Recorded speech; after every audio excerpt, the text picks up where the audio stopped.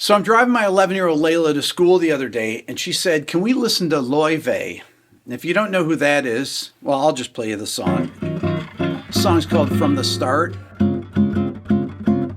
Don't you notice how I get quiet when So this there's song no one? was a huge hit last year. It's got over 500 million plays. This is really a bossa nova. She says, "What is that?" I said, "That's a style of music that was big in the 1960s. There was a huge hit called Girl from Ipanema that came out in 1964. It was written by Antonio Carlos Jobim, who happened to be my dad's favorite composer." So I thought to myself, what musical era are we even in here in almost 2025? What I mean by that is, historically, each era had a defining sound or cultural movement, like swing in the 30s and 40s, rock and roll in the 50s and 60s, or even the MTV-driven pop music of the 80s, or one of my favorite eras, grunge or alternative rock of the 90s. This was because mass media, meaning radio, TV, MTV, print media, was all coordinated with major labels which controlled the distribution channels of the music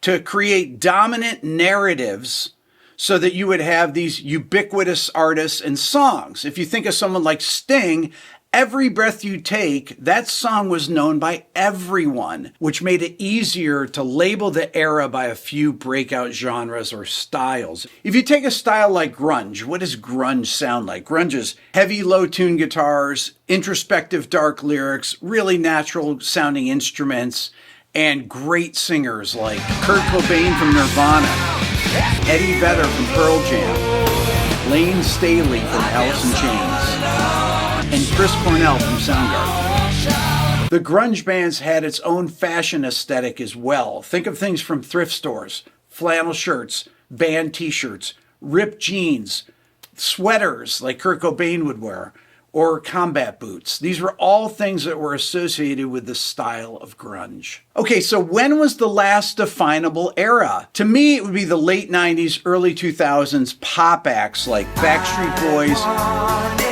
NSYNC, Britney Spears,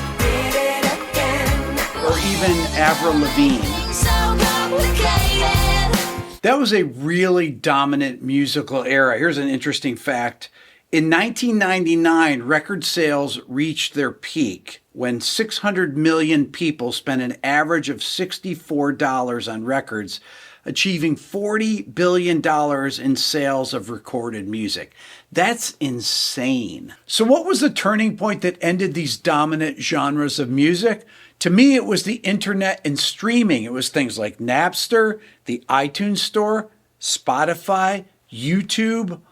All of these things acted as a disruptor or disruptive force that changed the way that people discovered and consumed music. It relied on algorithmic playlists and global distribution, which gave equal footing to niche artists and micro genres. The result was that no single dominant or must-hear genre movement was able to flourish because listeners followed their personal taste curation rather than mass consensus. That mass consensus was created by things like having a 3-month window in which the record is set up. All records were set up with this 3-month period.